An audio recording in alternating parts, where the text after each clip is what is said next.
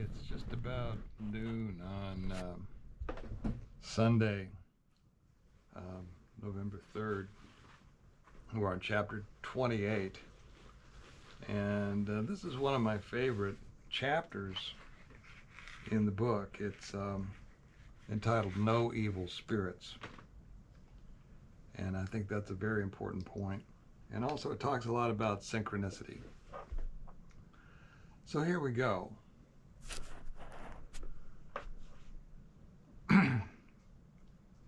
All of this happened about 1 year ago.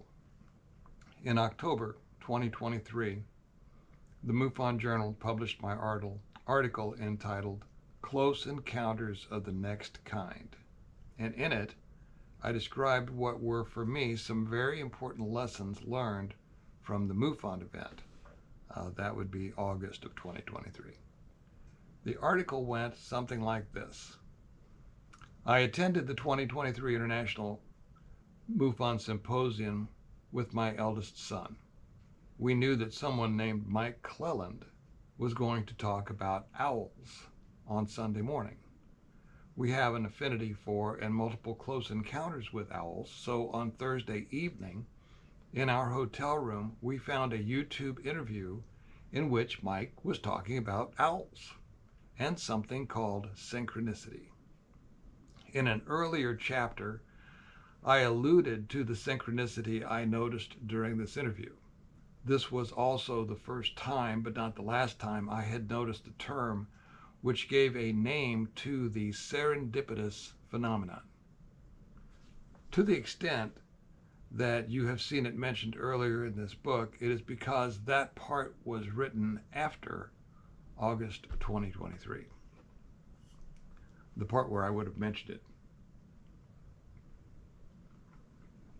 We were planning to visit the Serpent Mound on Friday morning, so as we listened to the beginning of Mike's interview, I was checking latitudes on my phone to see whether Payson, Illinois, the Serpent Mound in Ohio, and Haifa, Israel might line up. They don't. When, out of nowhere, Mike said his three most remarkable incidents with owls described a perfectly straight line. I'm like, say what? A few moments later, he mentioned how it all related to healing. Son of a gun. I had just written and subsequently deleted, because of technical issues, my first ever YouTube episode on healing. And I had my printed notes with me. Mike then said, and I am paraphrasing, the owls and ETs are just symbols on a door. You and I are all crowded together in a hallway, and if we can push the door open, it will reveal the infinite universe to which we already belong. Mouth open, I went to my bag, pulled out my notes, and showed my son this quotation.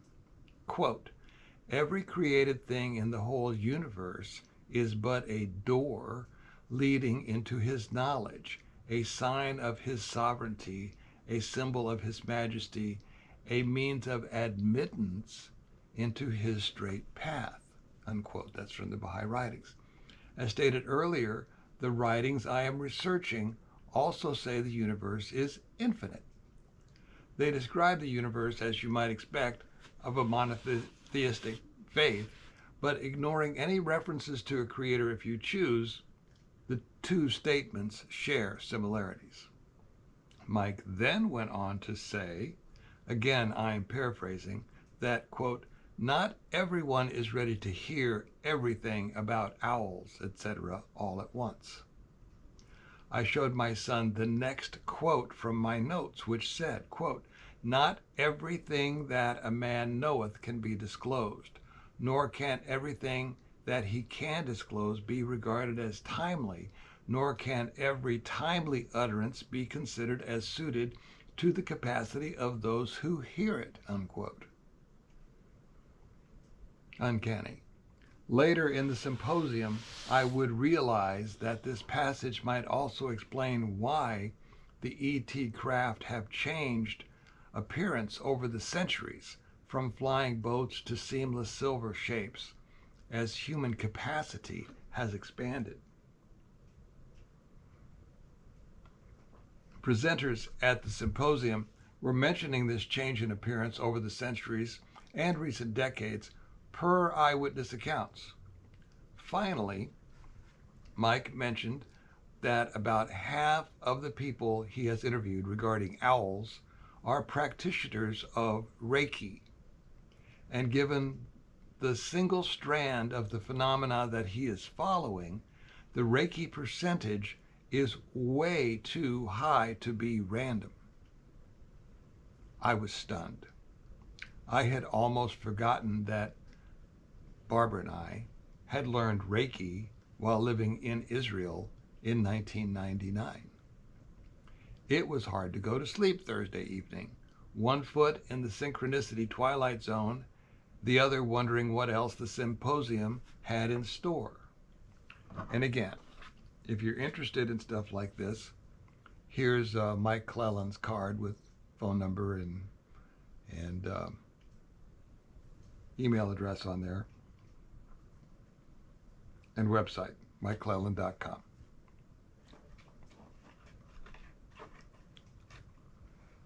The next day, we visited the Serpent Mound. I half expected to see Mike out there. We didn't. Straight line or not, I sprinkled some sand from the Holy Land, just as I had on my farm in Illinois, as a symbol, if you will, on a cosmic door, if you will. Before I left Payson, I had let the Sabe people know what we would be up to, but they did not make themselves known at the mound. Other takeaways from our symposium are, when we see high strangeness, it is because it wants to be seen. It wants us to see because that makes us think more deeply. The next step in all of this is spiritual healing. In short, the process is about awakening. E.T.'s method is to steadily draw us towards something that, for now, remains as unknown as the universe. I didn't hear every speaker, but everyone I did have the privilege to listen to my mind, ended on a similar note. So, what is next? Some describe a battle between good and evil. It is mentioned in various ways and places, and it occurred to me while writing this that thinking of a battle gives evil a grip on one's shirt tail already. Evil wants a battle with carnage and chaos. Good wants a picnic with fun and noodle salad. Why? Because, quote, and here's the important part of this whole episode right here, quote, God has never created an evil spirit. All such ideas and nomenclature are symbols expressing the mere human or earthly nature of man, unquote. That's a huge statement. Good knows that darkness vanishes in light. That's also from the Baha'i writings. So if good can just get evil to a picnic in the sun, it will be transformed. Am I naive? Yes, but this is not me talking, is it? These are the writings of the Baha'i faith. Are you naive? No, but it could be mere pessimism by design, left brain or otherwise, listening. It could be pessimism listening. I put bold type above in my notes here because that short phrase, God has never created an evil spirit, is one of the most important I have ever encountered regarding the entire family of topics that make up high strangeness. And that's a statement. That quote changes everything. You might even want to remember where you were when you learned that. It may not be important today, might be important sometime.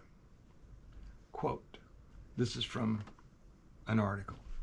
That nobody talks about a picnic between good and evil speaks volumes about the human mindset at the opening of the 21st century, does it not? If you see every problem as a nail, our left brain will think every tool in the box must be used as a hammer. Or am I wrong? That's why we have a new arm of the military, the Space Friends, to project our acceptance into space to deal with the alien opportunity. Correct? No. When you drop your kids off at their new school, do you tell them to go make some new adversaries? How is it different? I am an old redneck, as naive as any and only as enlightened as many. But the back door to my creature cantina stands ajar not far from my own, just down the farm lane behind my house. And we're talking not that many, very many yards from where I'm sitting right now. How should we include E.T. and friends, the whole cantina, into the human experience? Can that happen if one denies their existence? At least one symposium speaker suggested this is why ETs put big lights on their craft and fly around like drunken sailors. They want us to look up in wonder. I wonder if there are universal constants for intelligent interspecies relations, just as in math and physics, as in you want pie with that tic-tac. If so, someone must discover them. Will it be you? Me? Is that what the synchronicity of my research is really looking for? To paraphrase Mr. Mike Cleland, I definitely volunteered for this, and I think the role they want me to play is my best self, the best that I can muster. There is nothing you can do that can't be done. Now is there? The Beatles. Whatever we can do, then, will surely be enough if the following is true. Quote, as you have faith, so shall your powers and blessings be. This is the balance, this is the balance, this is the balance. And further on this John Lennon tangent, just imagine there's no capitalism. It's easy if you try. What could innovation do with the open sourcing or disclosure of all those trade secrets, the pharmaceutical secrets, etc.? Without extreme capitalism, why keep critical information secret? One could share it up to the capacity of the listener, which would then further expand. Or am I wrong? But we, ufology, only want disclosure of reversed engineered UFO secrets. Then all is rosy and full stop. Really? Are we so sure any human mental construct, that is, any ism, can explain the meaning of the infinite universe beyond the door with the owl symbols on it? Just a moment.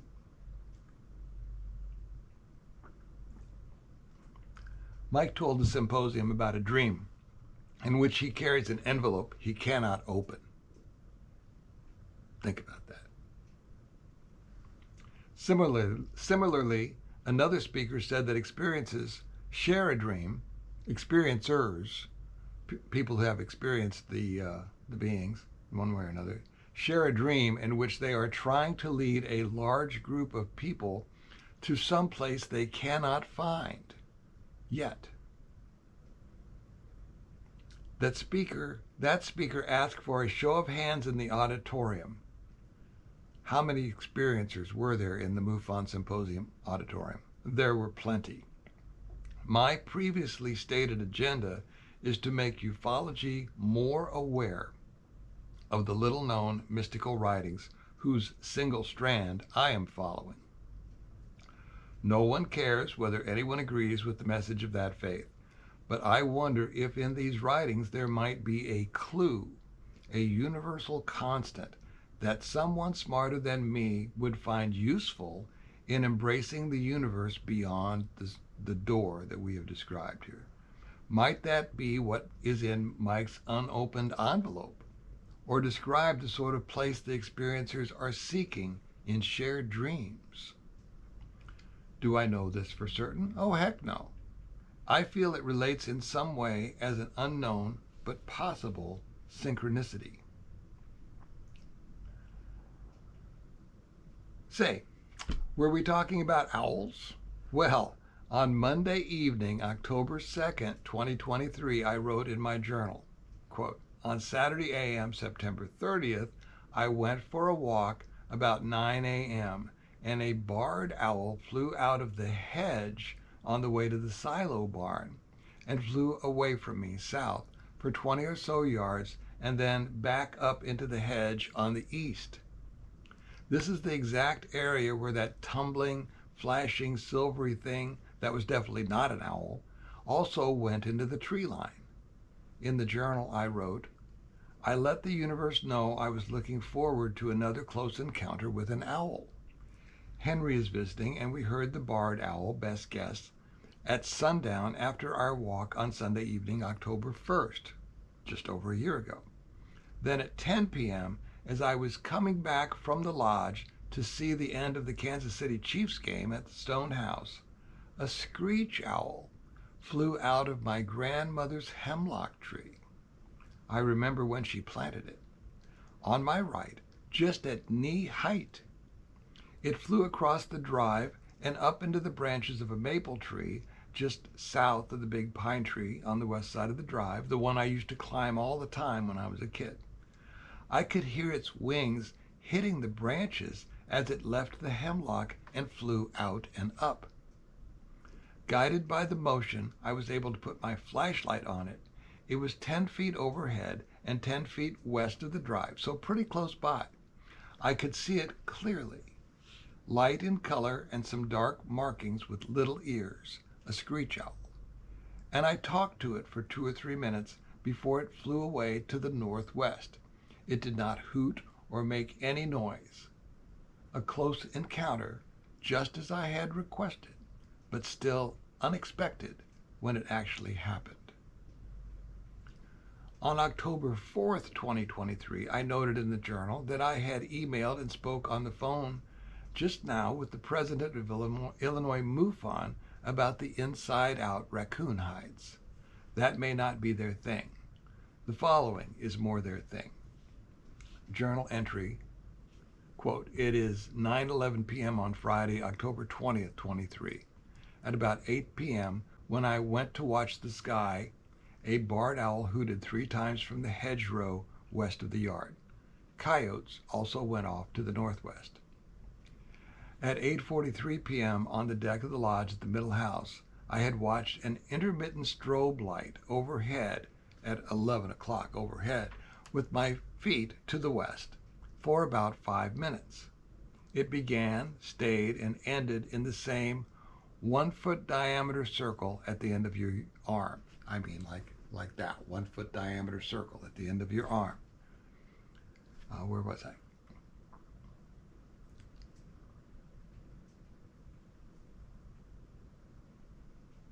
A very small area.